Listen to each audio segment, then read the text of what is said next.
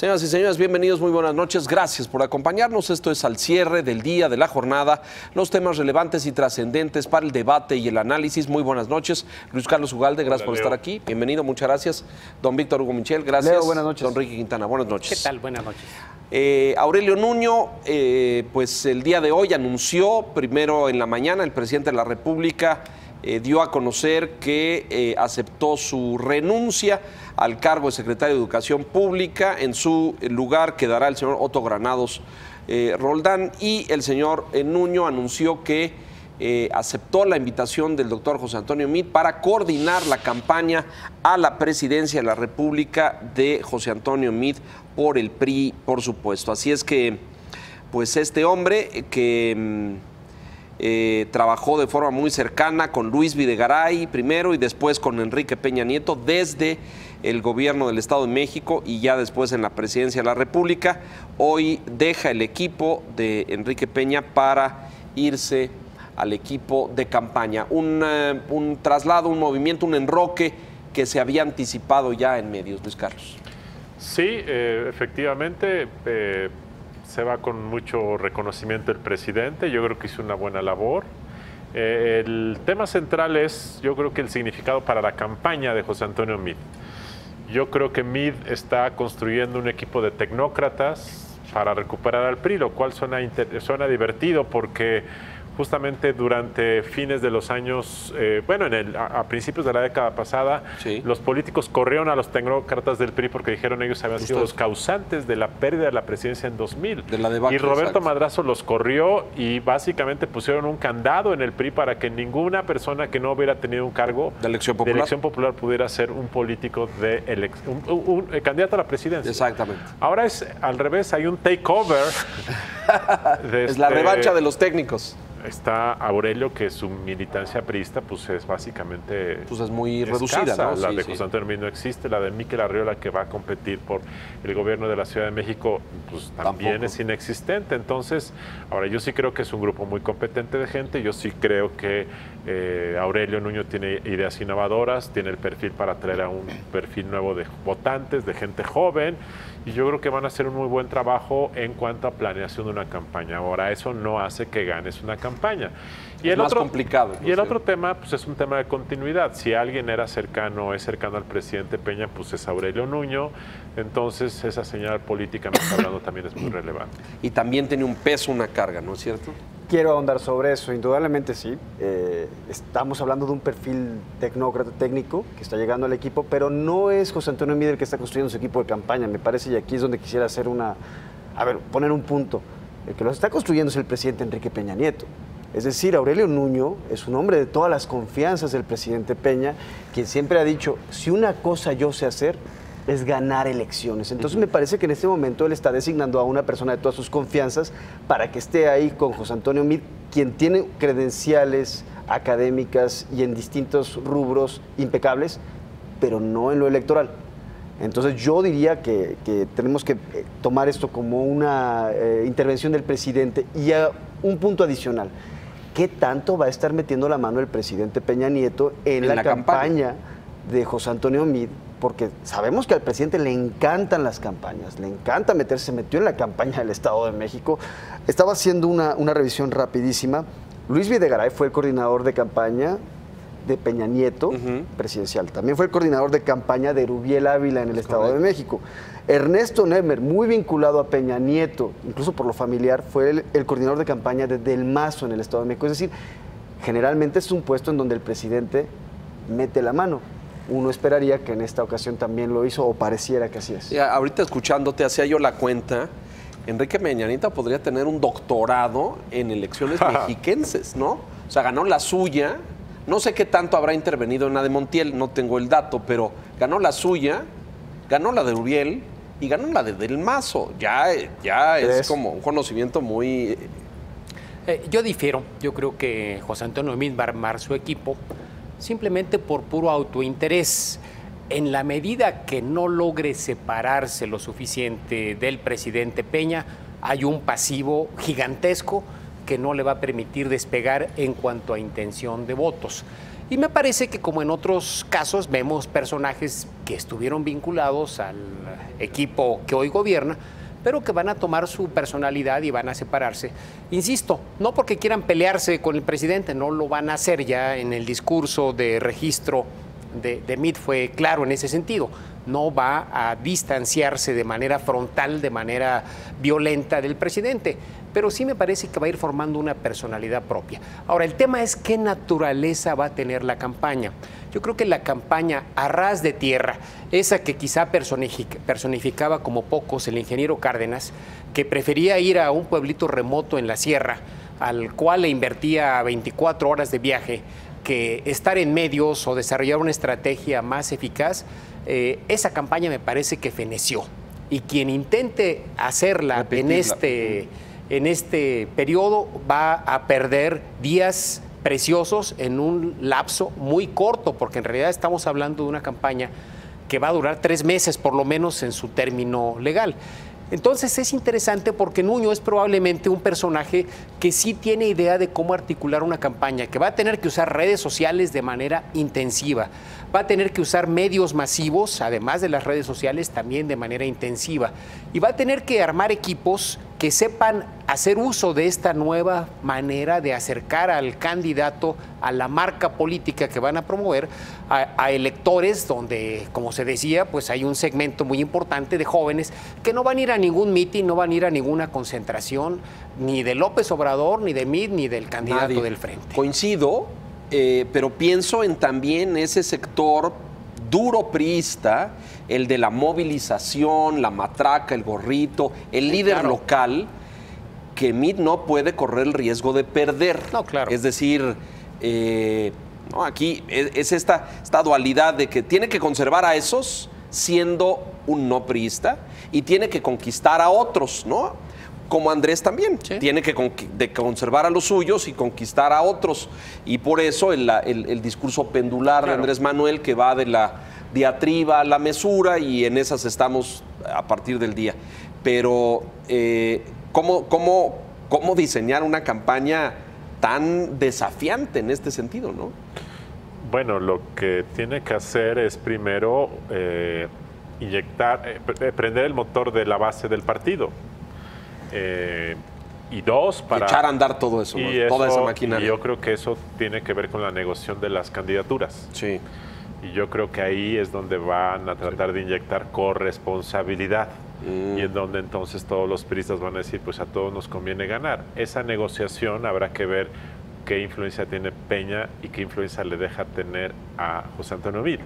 Porque aquí una cosa es interesante, la verdad es que José Antonio Meade es atractivo porque no es priista, pero va a tener la capacidad y la interlocución al interior del PRI para poder sentarse a negociar con gobernadores, o los gobernadores van a decir, a ver, tú eres el candidato, pero tú no eres priista, así es que en esta negociación tú no te metas. Yo hablo con... Es muy complicado. Y una pregunta para el futuro, por cierto, es, si gana Meade y es el presidente de la República, ¿va a ser el primer priista del país no siendo priista? Eso es algo que habrá que ver. Yo creo que al final, si gana la presidencia, se va a acabar afiliando al PRI, porque si no, ¿cómo va a ejercer el liderazgo que es esencial para mantener la disciplina de tu partido? Pero esa es otra discusión. Y a posteriori, primero tiene que ganar la elección, ¿no? Pero Luis Carlos adelanta algo muy, muy interesante, porque vamos a ver esta especie de tensión entre el no priismo de Meade y la realidad de que él está en un partido que tiene, voy a retomar la palabra que ha estado muy sobada, una liturgia. Toda la política es local y vamos a tener que ver finalmente cómo termina negociando el partido las candidaturas de los gobernadores, de los senadores, de los diputados, de los alcaldes. Yo no veo a José Antonio Meade siendo el que va a repartir la baraja ahí. ¿Por qué? Porque finalmente él no tiene el control del partido, no tiene el conocimiento del partido. Y ahí es en donde creo que se podría insinuar o percibir esta mano del presidente finalmente. Pues es todo un reto, me parece. No solo del presidente, me parece que hay un grupo de priistas que van a meter la mano igual que el presidente. El hecho de que Enrique Ochoa se quede, como todo indica, como presidente del partido durante la campaña, implica que mucho de estos amarres y mucho de esta organización ya fue hecha por Ochoa.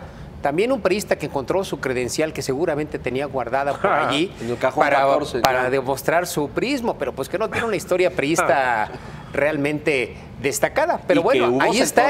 a los que no les simpatizó la llegada de Enrique. Pero mira, así se decía, no le simpatizó, pero ahí está. Pero ahí está, y no le está yendo nada mal. No, y yo diría más, ya cerró filas. No vimos expresiones de rebeldía en esto, ¿no? Hasta la radical Ivonne, que muchos estuvo ahí en decían que primera iba fila, a irse hasta el fondo. con su 1,000,000 y pico de firmas, sí. Que yo tengo mis dudas de que hubieran existido tales firmas, pero lo cierto es que aún Ivonne, que era la más reacia a aceptar la candidatura, aceptar un esquema de elección de liturgia presidencial, bueno, accedió.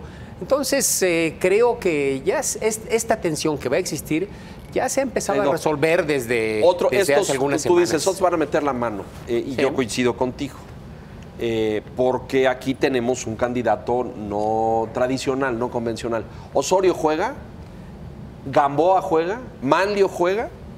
¿Tú qué dirías? Manlio yo creo que muy poco, pero Gamboa seguramente sí, Osorio probablemente también. O sea, yo creo que tienen que sumar.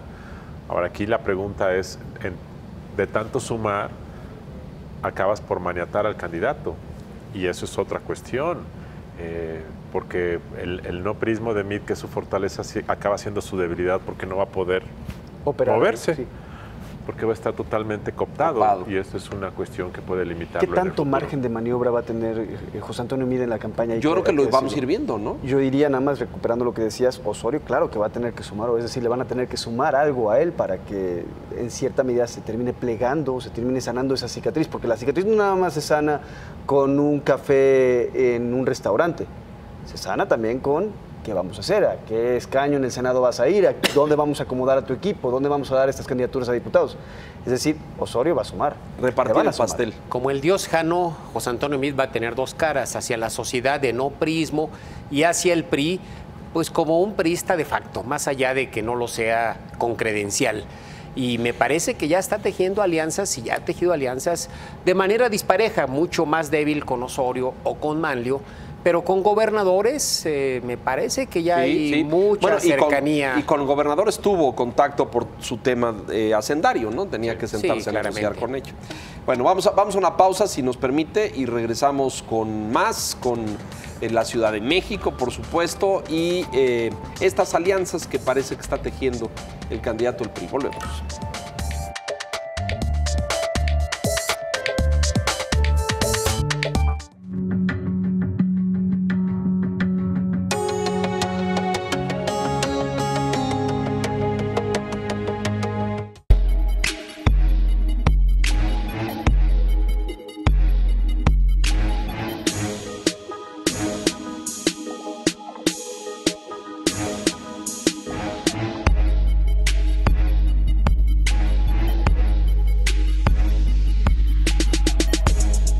Una manera no convencional de informar lo que sucede en la vida de nuestro país. Un programa de infoentretenimiento. Nación 321. Jueves, 9:30 de la noche. Retransmisión, domingo, 8:30 de la noche. Porque reconoces lo importante, El Financiero Bloomberg.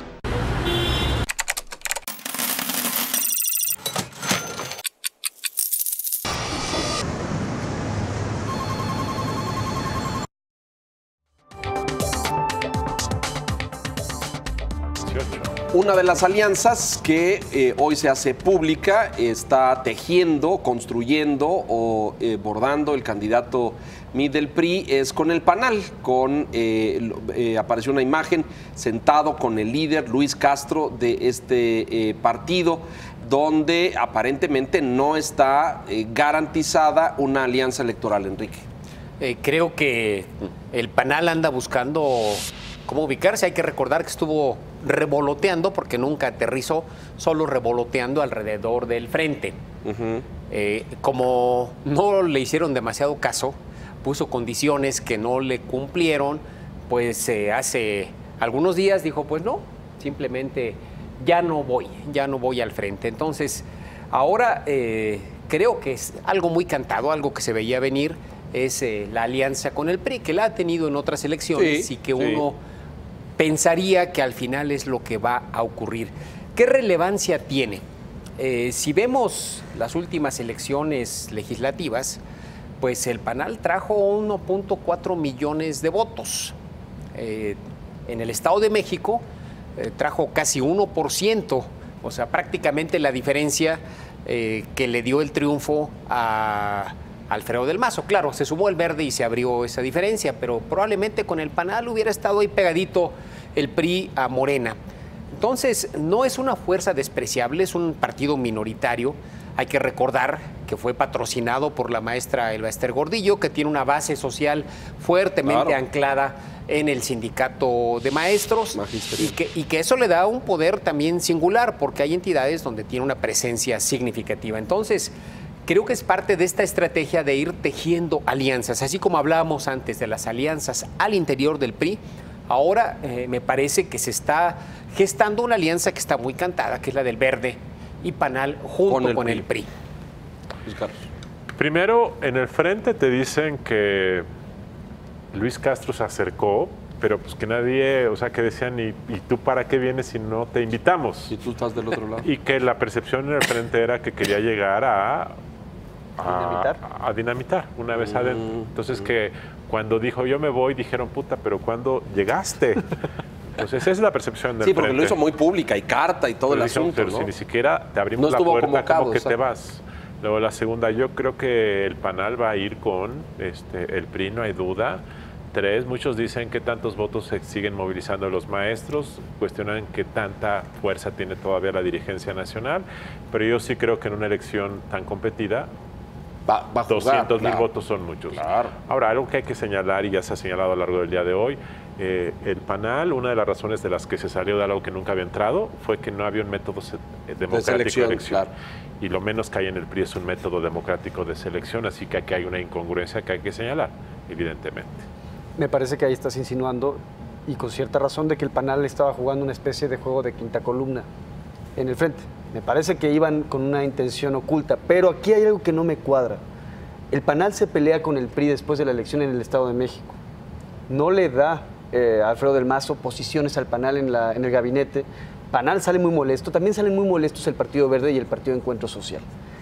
Después de eso, que tenemos que el Partido Encuentro Social en este momento, porque hay que recordarlo, ellos también ayudaron a que ganara la elección del Mazo en el Estado de México.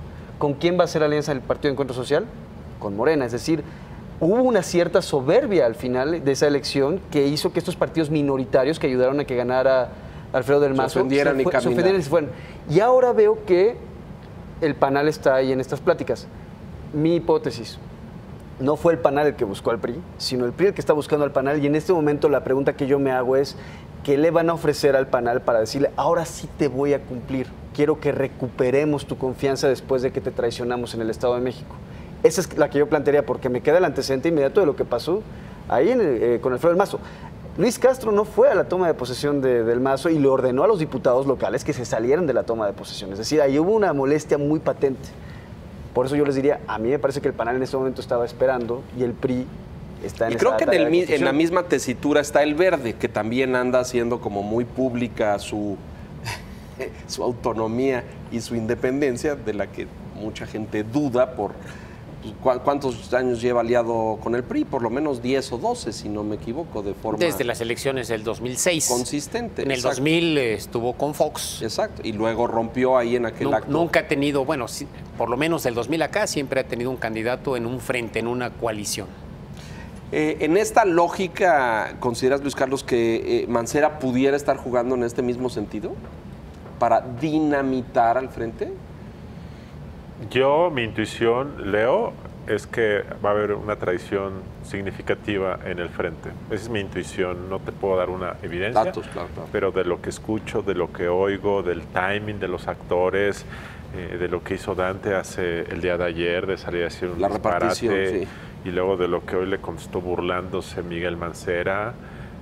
A mí me parece que aquí hay una traición en marcha y que al final, es mi intuición, Ricardo Anaya se va a quedar solo sentado. Con una enorme fragilidad. No lo sé, a lo mejor, a mí lo que me queda claro es que Mancera no le interesa que haya frente, él quiere ser candidato único, no porque piense que va a ganar, o a lo mejor piensa que va a ganar, pero yo creo que hay otras metas, y yo creo que Mancera va solo, y yo creo que está preparando el ir solo. Esa es mi lectura global de lo que ha pasado.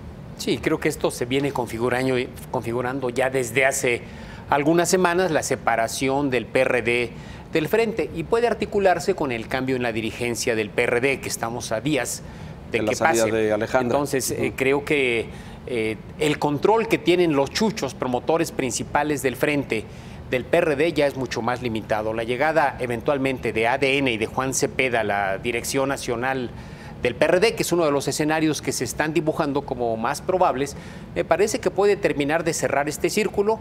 Realmente sí se ve muy dañada, muy golpeada la relación entre Dante y Mancera.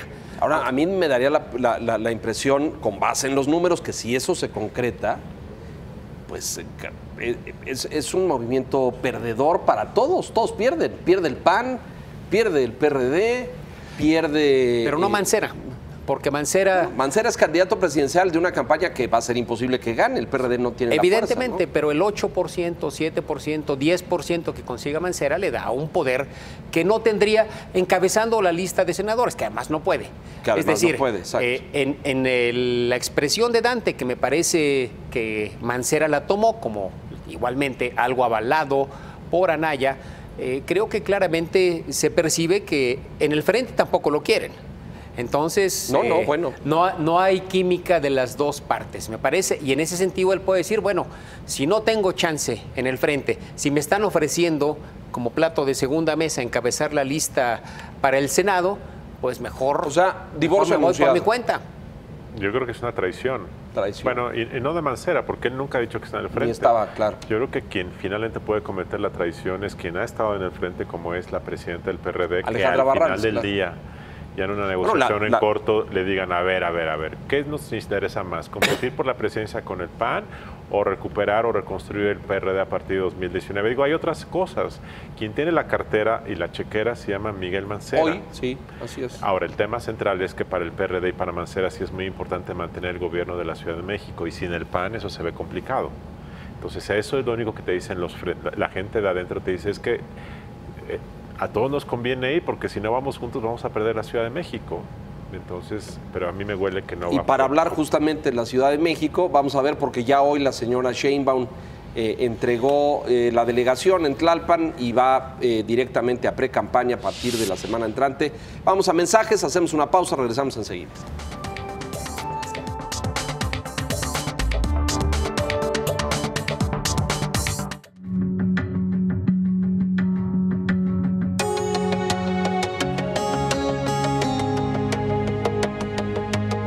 El 2018 ya está en el financiero Bloomberg.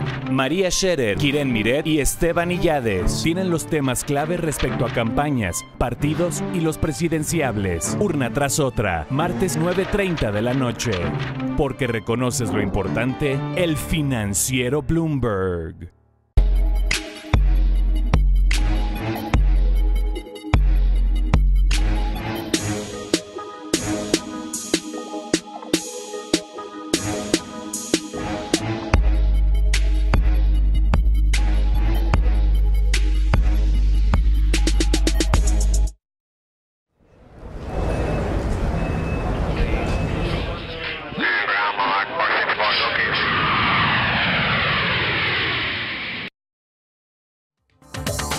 Una historia que va a haber que contar en algún momento, si se concreta. La contienda por la Ciudad de México, porque siempre hablamos de la presidencial y de las disputas y el forcejeo por las candidaturas, pero también hay un juego importante en la Ciudad de México. Claudia Sheinbaum, delegada en Tlalpan, hasta el día de hoy entregó pues la documentación, hizo un acto de entrega-recepción y pues ya abiertamente, como ya sabíamos desde hace meses, será la abanderada de Morena para la Ciudad de México. Y ahí surge otro personaje que quiero poner a su consideración y que está en todos los medios y en todos los debates y columnas desde ayer, Mikel Arreola por el PRI para la Ciudad de México. ¿Tu opinión, Luis Carlos? Me parece que es alguien que es una cara fresca, es un buen funcionario, es un hombre cercano honesto, a Mid y a Videgaray, me parece, muy amigo de José Antonio Mid, es un gran deportista. Es decir, justamente puede ser un buen candidato porque no parece priista. Exacto. Pero también hay Pero eso tiene doble filo. Tiene doble filo porque también, si los priistas, bueno, digamos, el PRI en la Ciudad de México es muy pequeño. Pero si aceptaron a Mid, ahora aceptar a Miquel, no sé qué tan fácil ¿Está sea. intensando la Seguramente liga? los candidatos a senadores en la Ciudad de México van a ser políticos de larga tradición en el PRI. No lo sé. Para compensar, digamos. Ahora, la gente te comenta que fue Miquel porque no quiso el José Doctor Narro Narro. y no Ajá. habría querido tampoco Enrique Lamadrid. No sé si sea cierto. Yo creo que él no va a ganar, él va a quedar en tercer lugar, pero cada voto adicional es para su amigo José Antonio Mid, entonces va a jugar a ayudar a su amigo y eventualmente será miembro del gabinete de Mid si gana. Sí, Esa es sí. la apuesta política. Bueno, individual. el PRI tiene 20 años, ¿no? 20, por lo menos, muy concretos de haber sido prácticamente barrido en la Ciudad de México, ¿no es cierto? Sí, escuchaba las declaraciones de Miquel en el sentido de que él se decía muy ilusionado de contender por la Ciudad de México. No creo que haya un priista que esté muy ilusionado por contender en la Ciudad de México. La honestidad es, honestamente, iba a decir la neta, pero es que honestamente, pues lo van a mandar al matadero. O sea, estamos hablando de que va a terminar en tercer lugar, una de esas, en un tercer lugar muy deshonroso, muy distante, pero me parece que está siendo disciplinado. Contra Claudia y contra quien resulte el PRD. Contra quien o resulte del el PRD. Frente, o si vienen Pero él juntos está separados. recibiendo una orden y le está cumpliendo una orden que yo creo que viene directamente del presidente de la República. Y quiero recordar una parte de lo que tú comentabas ahorita sobre cómo José Narro no quiso ser. Hay una frase que venía en las columnas de que se encontró con Erubiel Ávila hace unos días en el PRI del DF y le dijo: no vuelvas a mencionarme como candidato a la Ciudad de México porque no soy moneda de cambio. ¿Por qué? Pues porque no todos quieren ir al matadero, pero bueno, Claro. hay gente disciplinada. El tema aquí es cuántos votos consigue, porque el PRI en la Ciudad de México, como decía Luis Carlos, es una estructura muy débil. Viendo números, para diputados federales en el 2015 consiguieron 380,000 votos los priistas. Pero en el 12 Beatriz, como candidata a la jefatura, consiguió 942,000. En el 6 consiguió 1,030,000 Beatriz, que fue 2 veces ya candidata a la jefatura. El reto es levantar, es decir, obviamente no ganar. Tercer lugar yo diría que hasta optimista, en una de esas es el cuarto. Sí. Pero el asunto es levantar y regresar a los niveles de votación que han obtenido o que obtuvo Beatriz Paredes en las 2 ocasiones que contendió. En ambos casos cerca de 1 millón de votos. Aún en el 2000, en la segunda ocasión que el PRI perdió la Ciudad de México, Jesús Silva Herzog obtuvo 998,000. Es decir, los candidatos a la jefatura de gobierno del PRI han obtenido cerca de 1 millón de votos. Pero ahora el perfil es 500,000 si les va muy bien. Entonces, yo creo que la apuesta de Miquel es, bueno, peor ya no puede estar. Entonces, se puede apostar por un no priista, porque es otro no priista, Miquel Arriola, pues porque es tan baja la presencia del PRI aquí en la Ciudad de México que vale cualquier riesgo. Y por esa razón me parece que Miquel va hacia allá. Bueno, se nos acaba el tiempo. Habría mucho más que discutir sobre esto. Les agradezco mucho, Luis Carlos. Gracias, Víctor Hugo, muchas gracias. Don Enrique, muchas gracias. Buenas noches. Gracias a usted por la gentileza de su atención. Lo esperamos mañana en punto de las 9. No se pierda en F y por Adela. Hoy una entrevista con el gobernador de Quintana Roo, Carlos Joaquín. Buenas noches.